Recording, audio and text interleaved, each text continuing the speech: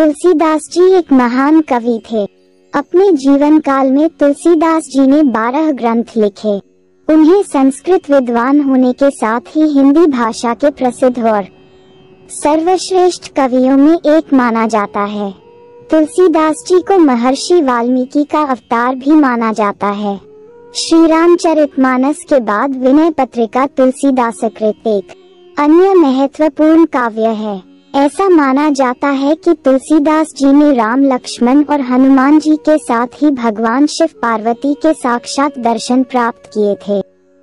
इस संबंध में एक दोहा भी प्रचलित है, चित्रकूट के घाट पर भई संतन की भीड़, तुलसीदास चंदन घिसे, तिलक देत रघुबीर। भगवान श्री राम की महिमा का वर्णन जिस प्रकार श्री रामचरितमानस में गोस्वामी तुलसीदास ने किया है, वैसा वर्णन किसी अन्य ग्रंथ में नहीं मिलता। यही कारण है श्री रामचरितमानस को हिंदू धर्म में बहुत ही पवित्र ग्रंथ माना जाता है। गोस्वामी तुलसीदास को भी हिंदी साहित्य में महत्वपूर्ण स्थान प्राप्त है। भगवान श्री राम के जीवन का वर्णन अनेक ग्रंथों में मिलता है, लेकिन गोस्वामी तुलसीदास द्वारा लिखी गई श्री रामचरितमानस उन सभी ग्रंथों में बेजोड़ है।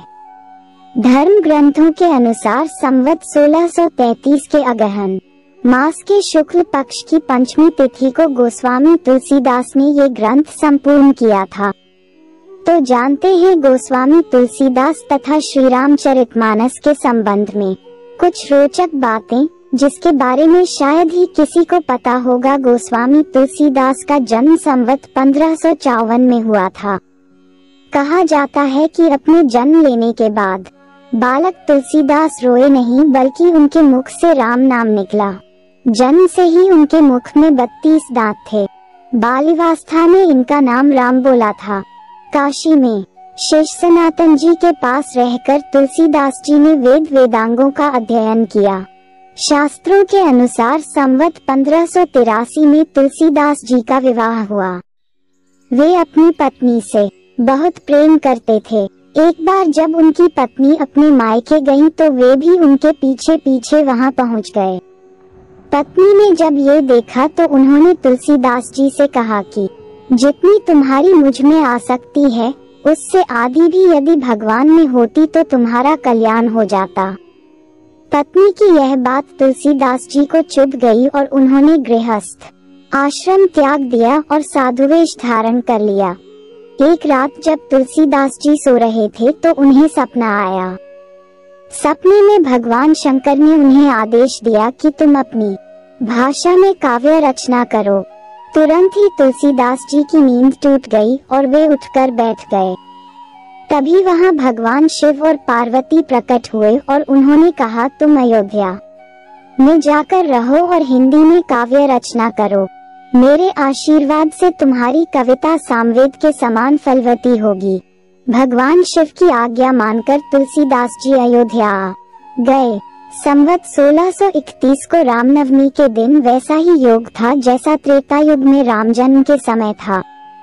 उस दिन प्रातः काल तुलसीदास जी ने श्री रामचरितमानस की रचना प्रारंभ की। 2 वर्ष 7 महीने व 26 दिन में ग्रंथ की समाप्ति हुई। संवत 1633 के मार्गशीर्ष शुक्ल पक्ष में राम विवाह के दिन इस ग्रंथ के 7 कांड पूर्ण हुए और भारतीय संस्कृति को श्री रामचरितमानस के रूप में अमूल्य निधि प्राप्त हुई। ये ग्रंथ लेकर तुलसीदास जी काशी गए।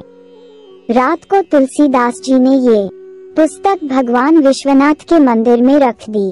सुबह जब मंदिर के पट खुले तो उस पर लिखा था, सत्यम शिवम सुंदरम, और नीचे भगवान शंकर के हस्ताक्षर थे। उस समय उपस्थित लोगों ने सत्यम शिवम सुंदरम की आवाज भी अपने कानों से सुनी।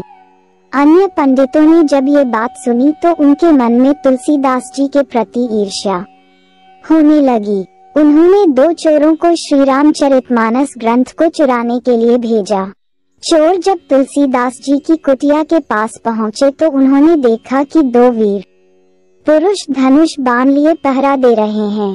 वे बड़े ही सुंदर और गौर वर्ण के थे। उनके दर्शन से चोरों की बुद्धि शुद्ध हो गई और वे भगवान का भजन करने लग गए। कुछ पंडितों ने एक बार श्री रामचरितमानस की परीक्षा लेने की सोची।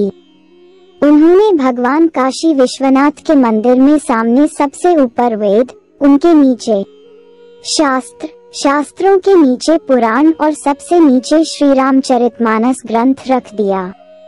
मंदिर बंद कर दिया गया। सुबह जब मंदिर खोला गया तो सभी ने देखा कि श्री रामचरितमानस वेदों के ऊपर रखा हुआ है। ये देखकर पंडित लोग बहुत लज्जित हुए। उन्होंने तुलसीदास जी से क्षमा मांगी और श्री रामचरितमानस के सर्व प्रमुख ग्रंथ माना। इस ग्रंथ में रामलला के जीवन का जितना सुंदर वर्णन किया गया है उतना अन्य किसी ग्रंथ में पढ़ने को नहीं मिलता। यही कारण है कि श्री रामचरितमानस को सनातन धर्म में विशेष स्थान प्राप्त है। रामचरितमानस में कई ऐसी चौपाई भी तुलसीदास ने लिखी है जो विभिन्न परेशानियों के समय मनुष्य को सही रास्ता दिखाती है तथा उनका उचित निवारण भी करती है।